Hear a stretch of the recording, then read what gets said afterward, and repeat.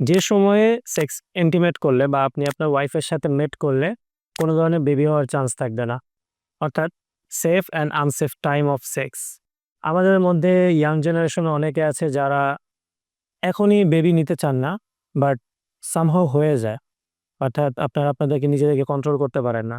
তো মহিলাদের যে মাসিক সাইকেলটা থাকে, এই মাসিক সাইকেলের কিছু নির্দিষ্ট সময় থাকে যে সময়গুলোকে আমরা সাধারণত সেফ টাইম বলে থাকি। তো সেফ টাইমের মধ্যে হচ্ছে, যদি আপনি ২৮ দিনের সাইকেলে থাকেন অর্থাৎ আপনার ওয়াইফ, যদি আপনি মেয়ে হয়ে থাকেন তাহলে আপনি, আর যদি আপনি পুরুষ হয়ে থাকেন আপনার ওয়াইফ। আপনার ওয়াইফ যদি ২৮ দিনের সাইকেলে থাকে, অর্থাৎ তার যদি প্রতি ২৮ দিন পর, পর যদি পিরিয়ড হয়ে থাকে, এবং আমি যদি এটাকে কাউন্ট করি যে তার ২৮ তারিখে মাসিক হইছে এবং ২৯, ৩০, ৩১, ১, ২, ২ তারিখ পর্যন্ত, অর্থাৎ ৪ থেকে ৫ দিন, ১ তারিখ বা ২ তারিখ পর্যন্ত তার মাসিকটা হয়েছে।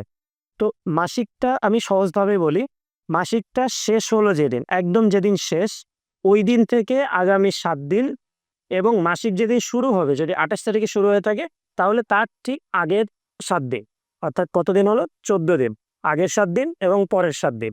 এই ৭ দিন, ৭ দিন, ১৪ দিনকে বলা হয় সেফ টাইম। বাট যেহেতু একজন পুরুষের স্পার্ম একজন মহিলার শরীরের ভিতরে ৩ দিন পর্যন্ত জীবিত থাকে, তাই আমরা সাধারণত মাসিক শেষ হওয়ার পরে ৩ দিন, অর্থাৎ ৭২ ঘন্টা টাইমটাকে সবচেয়ে সেফ টাইম বলে থাকি। কারণ যদি আপনি ৩ দিন পর্যন্ত যদি আপনি আপনার ওয়াইফের ভিতর আপনার বীর্যটা পুশও করে দেন, সেটা কিন্তু তার শরীরে ৩ দিন পর্যন্ত জীবিত থাকবে। অর্থাৎ ৩ দিন শেষ হওয়ার পরে তা বেঁচে থাকবে ৩ দিন, অর্থাৎ ৬ দিনের মধ্যে কিন্তু আপনার স্পার্মটা তার শরীরে মারা যাবে।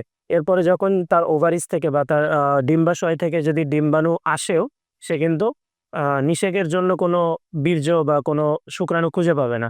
সো এই টাইমটাকেই আমরা বলে থাকি সেফ টাইম। অর্থাৎ মোদ্দা কথা হচ্ছে, পিরিয়ডের আগের ৭ দিন এবং পিরিয়ডের পরের ৭ দিন। এই টাইমটাকে বলা হয় সেফ সেক্স টাইম।